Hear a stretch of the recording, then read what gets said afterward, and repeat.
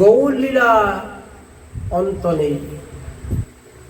গৌরাঙ্গ মহাপ্রভু নবদ্বীপে যত যত লীলা করে গেছেন, তার মধ্যে একটি অন্যতম লীলা হল দুগ্ধ পানকারী এক ব্রহ্মচারীর কথা। এমন একজন ব্যক্তি নবদ্বীপে বাস করতেন, তিনি দুধ ছাড়া আর কিচ্ছুই খেতেন না,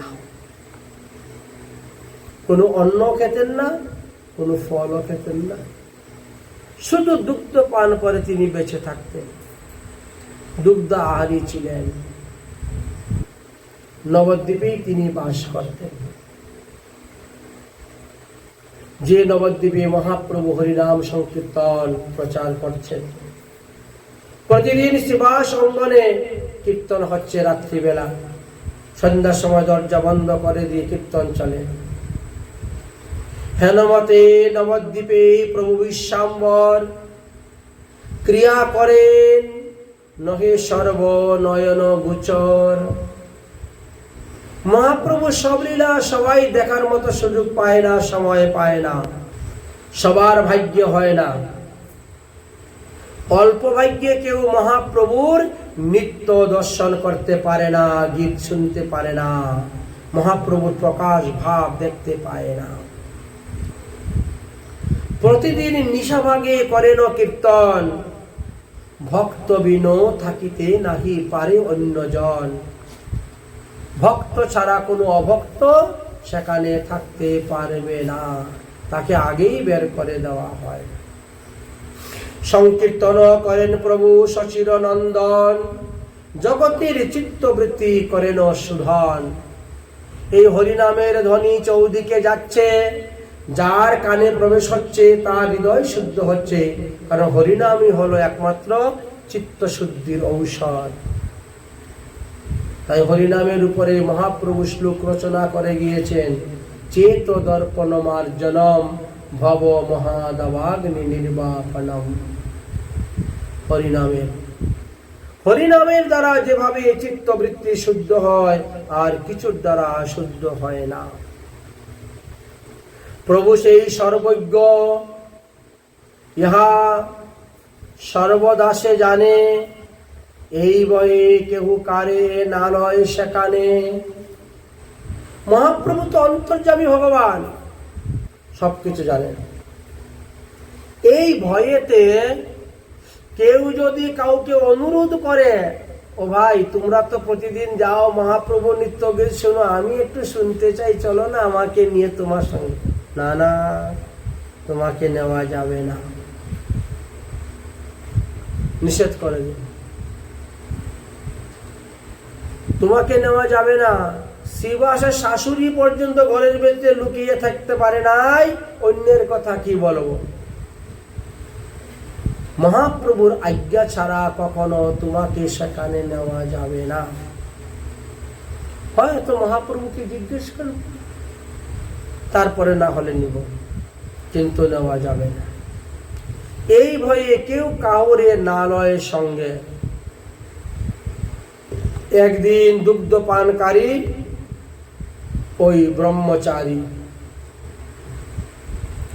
একদিন ব্রহ্মচারী সেই নবদ্বীপে বসে তপস্বী পরম সাধু বসে নির্দোষে। তার শরীরে বিন্দুমাত্র পাপ নাই, বিন্দুমাত্র দোষ নাই, বিন্দুমাত্র অপরাধ নাই। দুগ্ধ পানকারী সর্বকাল দুগ্ধ পায়, অন্ন নাহি খায়, শুনিতে কীর্তন বিপ্রের দেখিবারে চায়।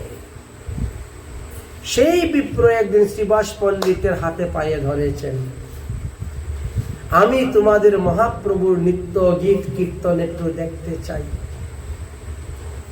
আমি কোনো পাপ কর্ম করি না, আমি কোনো অসৎ কর্ম করি না, আমি শুধু খালি দুগ্ধ আহার করে থাকি। কত বড় মহাত্যাগী দেখেছেন, মাত্র দুগ্ধ পান করে থাকেন। সর্বকাল পয়পান অন্ন নাহি খায়, অতএব আমাকে একটু মহাপ্রভুর কীর্তন দেখার সুযোগ করে দাও না শ্রীবাস পণ্ডিত বলতেছে। আমার বড় ইচ্ছা, আমি প্রতিদিন যাই সন্ধ্যা সময়, কিন্তু দরজা বন্ধ বলে দরজার বাইরে বসে থাকি। যতক্ষণ ইচ্ছা হয় ততক্ষণ কীর্তন শুনে চলে আসি, দেখতে তো পাই না। দরজার বাইরে বসে কীর্তন শুনি, চলে আসি, দেখতে পাই না। বড় ইচ্ছা আমার দেখার। প্রভু সেই দুয়ার দিয়া করেন কীর্তন, প্রবেশিতে নারী ভক্ত বিনা অন্য জন। আচ্ছা বলো তো, আমি কি ভক্ত নয়? আমি অন্ন পর্যন্ত খাই না, ফল পর্যন্ত খাই না, শুধু খালি দুগ্ধ পান করি। আমার মতো কজন ভক্ত আছে নবদ্বীপের মধ্যে বলো তো? খালি দুধ খেয়ে বেঁচে আছে? একজন দেখাইতে পারবেন না। তাহলে আমি তো মহাপ্রভুর লীলা দেখার যোগ্য, নিত্য গীত কীর্তন দেখার যোগ্য। অতএব তুমি একটু ব্যবস্থা করে দাও না আমাকে শ্রীবাস পণ্ডিত। তোমার ঘরেই তো সব হচ্ছে, তুমিই তো গৃহকর্তা, তুমি ইচ্ছা করলে আমাকে দেখাইতে পারো। আর দিন শ্রীবাস বলেন বচন, আচ্ছা ঠিক আছে, তোমার যখন এতই দেখার বাসনা হয়েছে, তবে তুমি দিনের বেলা গিয়ে আমাদের ঘরে লুকিয়ে থাকিও বলে দিল। সেই বিপ্র প্রতিদিন শ্রীবাসের স্থানে নিত্য গীতি দেখিবারে সাধে আপনে প্রতিদিন বলতেছে। শুনতে শুনতে তিনি একদিন বললেন, ঠিক আছে, এত বলি ব্রাহ্মণের। আর দিন শ্রীবাস বলেন বচন, সঙ্গ পরে রাখিব তোমায়, চলো হয় এখন। আগে দিনের বেলা গিয়ে লুকিয়ে থাকো। এত বলি ব্রাহ্মণে লইয়া চলিলা, একদিকে আর করি ঘরের ভিতরে লুকাইয়া রাখিলা। এতে মহাপ্রভুর নিত্য গান দেখতে পারে এমন একটা জায়গায় আর করে লুকিয়ে রেখেছেন। যাই হোক,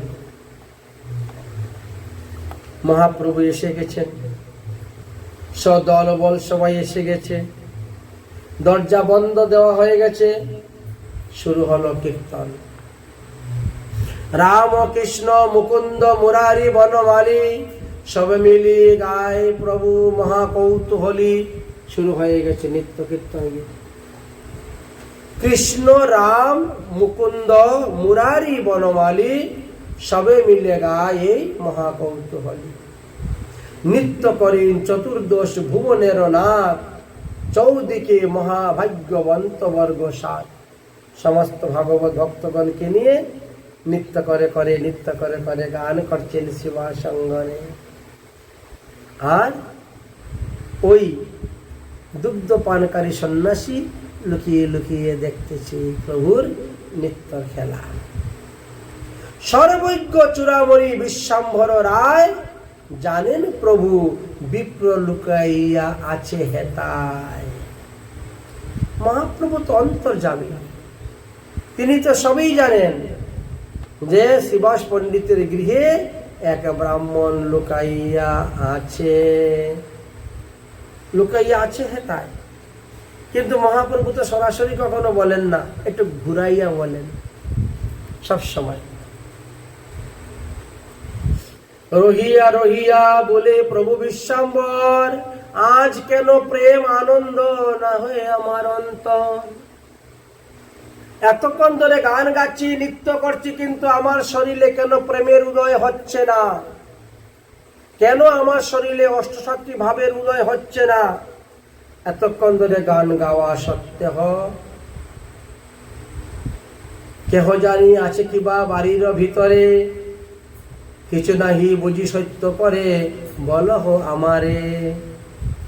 হে শ্রীবাস পণ্ডিত, তোমার ঘরের ভিতরে কি কেউ কি লুকাইয়া আছে? লুকিয়ে লুকিয়ে আমার নৃত্য দেখতেছে, আমার গান শুনতেছে, এরকম কেউ আছে নাকি? মহাপ্রভু বলতেছেন, আমি তো ব্যাপারটা বুঝতে পারছি না। শ্রীবাস পণ্ডিত তখন ভয়ে ভয়ে দুই হাত জোর করে বলছেন, প্রভু এখানে কোনো পাষণ্ডী ব্যক্তি নাই, কোনো পাপী দুরাচারী অধম ব্যক্তি নাই, তবে একজন ব্রহ্মচারী ব্রাহ্মণ আছেন। তিনি আজীবন শুধু খালি দুগ্ধ পান করেন। বেশ কিছুদিন ধরে তিনি আপনার নিত্য দর্শন করার জন্য আমাকে অনুরোধ করেন। আপনার প্রতি তার গাঢ় শ্রদ্ধা, গাঢ় প্রেম, গাঢ় ভক্তি। আপনার নিত্য গীত দেখার জন্য সে সর্বদাই অনুতাপ, তাই আমাকে সে বারবার অনুরোধ করে। এই জন্য আজকে আমি তাকে এনে আমার ঘরের ভিতরে রেখেছিলাম, আর তিনি দেখতেছিলেন আপনার নিত্যই। শোনার সঙ্গে সঙ্গে মহাপ্রভু রেগে গেলেন, একেবারে মাথা গরম হয়ে গেছে। শুনিয়া ক্ষুধাগ্রসে প্রভু বলেন, বিশ্বাম্বর, ঝাঁট ঝাঁট লইয়া করো বাড়ির বাহির।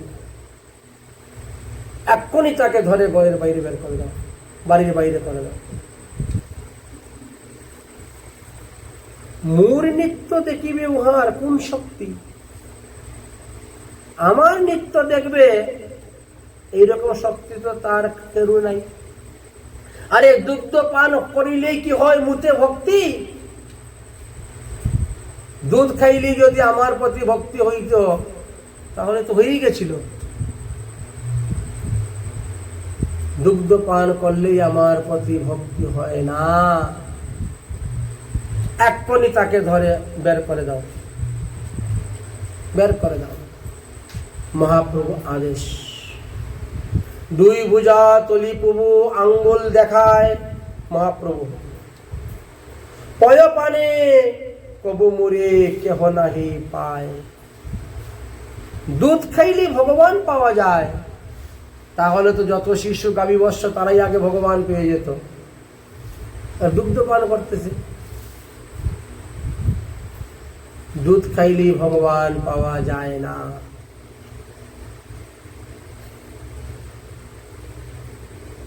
চণ্ডালেও মুহুর শরণ যদি লয়, সেহু মোর মুহিতার জানিও নিশ্চয়। এই ব্রাহ্মণ দুগ্ধ পান করলেও তার ভিতরে প্রেম ভক্তি নাই, সে আমার শরণ নেয় না।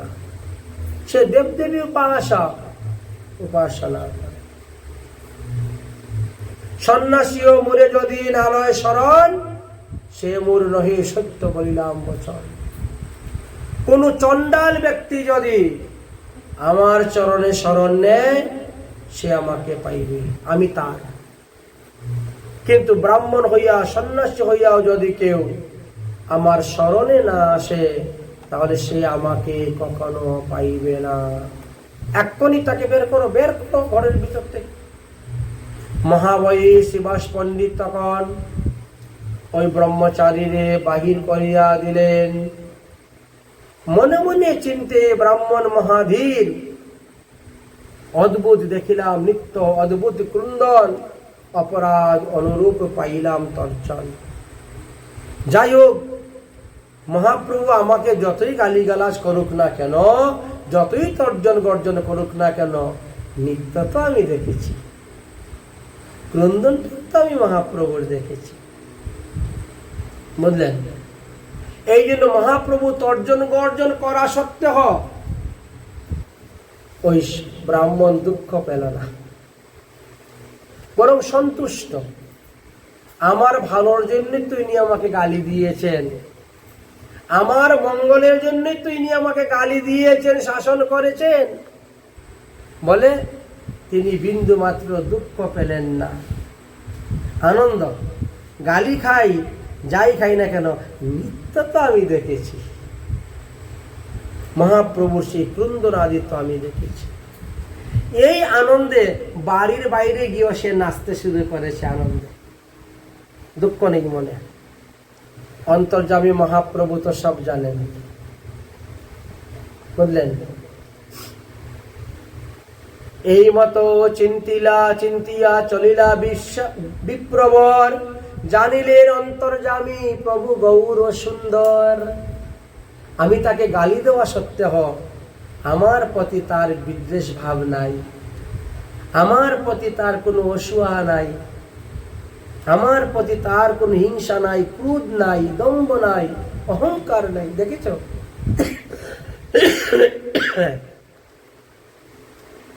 ডাকিয়া আনিলা প্রভু পুনরায় সাগর। যাও যাও যাও, ডেকে নিয়ে আসো, ডেকে নিয়ে আসো ওকে। আচ্ছা দেখেন তো, একটু আগে যাকে ঘাড় ধরে বের করে দিলেন, এখন মহাপ্রভু তাকে আবার ডেকে আনছেন। মহাপ্রভু হলেন করুণার সাগর। সে যদি তখন দুই চারটা উচ্চবাচ্য কথা বলতো, সে যদি মহাপ্রভুর সঙ্গে তর্ক আরম্ভ করত, তাহলে কিন্তু এই প্রেম পেত না। মহাপ্রভু দ্বিতীয়বার আর ডেকে আনতেন না। মহাপ্রভু ডাকছেন, যাও যাও যাও যাও, ওই দুগ্ধ পানকার সাধুকে ডেকে নিয়ে আসো। ডাকিয়া আনিয়া পুরোর করুণার সাগর, পাদপদ্ম দিলা তার মস্তকের উপর। এবার যখন ডেকে এনেছেন, আরে শুনো শুনো, মহাপ্রভু আপনাকে ডাকতেছে, আপনি আসুন। সে তো আরো প্রেমে গদগদ হয়ে গেছে, আরো প্রেমে গদগদ হয়ে গেছে। এসেই যেই মাত্র মহাপ্রভুকে প্রণাম করলেন, মহাপ্রভু দুই চরণ তুলে একেবারে সেই দুগ্ধ পানকারী ব্রাহ্মণের মস্তকে দিলেন। প্রভু বলে, তপ করি না কহিল বল, বিষ্ণু ভক্তি সর্বশ্রেষ্ঠ জানিও সকল। তপস্যা করে, তপস্যার অহংকার করিও না। যদি তপস্যা করে কেউ তপস্যার অহংকার করে, তাহলে সে আমাকে পাবে না। তোমার ভিতরে একটা অহংকার ছিল যে আমি দুগ্ধ পান করে থাকি, আর কেউ দুগ্ধ পান করে না। তো আমি মহাপ্রভু নৃত্য দেখতে পারবো না, তো দেখবে কে? আমি মহাপ্রভুর গান দেখতে পারবো না, তো দেখবে কে? এই অহংকারের কারণে তোমাকে বের করে দেওয়া হয়েছিল। কিন্তু এখন তুমি নিরহংকার হয়েছ, তাই তোমাকে আবার ডেকে আনা হয়েছে। অহংকার পতনের মূল। তুমি জানো, ভগবান রামচন্দ্র যখন 14 বৎসরের জন্য বনবাসে গিয়েছিলেন, কত কত বনে ভ্রমণ করেছেন। গভীর বন, গভীর জঙ্গলে, যে সমস্ত বন জঙ্গলে মুনি ঋষিরা বসে তপস্যা করেন, মুনি ঋষিদের কুটিয়া আছে, তপস্যা করেন। ভগবান রামচন্দ্র এই বনে এসেছেন, ওই বন থেকে ওই বনে যাবেন, জানা সত্ত্বেও শোনা সত্ত্বেও মুনি ঋষিগণ আসন ছেড়ে উঠে তারা গেলেন না প্রভুকে দর্শন করতে। কেন? তাদের মনে তপস্যার অহংকার। আমি 10,000 বৎসর ধরে বায়ু খেয়ে আছি, ভগবান এসে আমাকে দেখবে না তো কাকে দেখবে? আগে তো আমার ঘরে আসবে। আমি 1000 বৎসর ধরে দুব্বার রস পান করে আছি, আমি 100 বৎসর ধরে মাথা নিচে দিয়ে পা উপর দিয়ে আছি। এইভাবে এক একজনের তপস্যার অহংকার ছিল। এই অহংকারের কারণে মহাপ্রভু, এই ভগবান রামচন্দ্র কোনো মুনি ঋষিদের ঘরে গেলেন না, গিয়েছিলেন শবরী নামে এক বৃদ্ধ মহিলার ঘরে, যে গুরুবাক্য বিশ্বাস করে প্রতিদিন রাস্তা ফুল দিয়ে সাজাইত। গুরুদেব বলেছিলেন, এই তুই প্রতিদিন বাড়ির রাস্তাটা সাজাইয়া রাখিস ফুল দিয়ে, একদিন দেখবে ভগবান তোর ঘরে আসবেন। সেই বিশ্বাস নিয়ে আজীবন ধরে তিনি করছেন। বাল্যকাল হইতে যৌবনকাল, যৌবকাল হইতে বৃদ্ধকাল এসে গেছে। কত মুনি ঋষিরা তার ঠাট্টা করতেন, হাস্য করতেন, পরিহাস্য করতেন। সাধন নাই, ভজন নাই, কিছু নাই, আর তোমার ঘরে আসবে ভগবান, ফুল দিয়ে সাজাইলে ভগবান আসবে। কত পরিহাস করতেন। তাদের নিজেদের ভজনের অহংকার তাদের ছিল বলে ভগবান রামচন্দ্র তাদের ঘরে গেলেন না। তাই ভজন করা ভালো, কিন্তু ভজনে অহংকার করা ভালো নয়। অহংকার করতে যাবেন না, অহংকার পতনের মূল। ধনের অহংকার, রূপের অহংকার, বিদ্যার অহংকার, যৌবনের অহংকার, কুলের অহংকার, এই 5 প্রকার অহংকার খুবই খারাপ। 5টার মধ্যে যে কোনো একটা অহংকার যদি কারোর মধ্যে আসে, তাহলে তার বিনাশ, তার পতন হয়ে যায়। শ্রীমদ্ ভাগবত মহাপুরাণ, শ্রী রামায়ণ, শ্রীমদ্ ভগবদ গীতা, মহাভারত সব ক্ষেত্রে দেখাচ্ছেন অহংকার পতনের মত। অতি দর্পে হত লঙ্কা, অভিমানী চ কৌরবা। অতিরিক্ত দর্প করা ভালো নয়, অহংকার করা ভালো নয়, অভিমান করা ভালো নয়, এইগুলা পতনের মূল। প্রভু বলে, তপ করিয়া না করিও অহংকার বল, বিষ্ণু ভক্তি সর্বশ্রেষ্ঠ জানিও সকল। এইভাবে তাকে কৃপা করলেন। কৃপা করে তারপর মহাপ্রভু তাকে যাও, এবার তুমি যাও। এইভাবে মহাপ্রভু বাক্য দ্বারা দণ্ড করতেন, বাক্যের দ্বারা দণ্ড করে তাদের শিক্ষা দিতেন।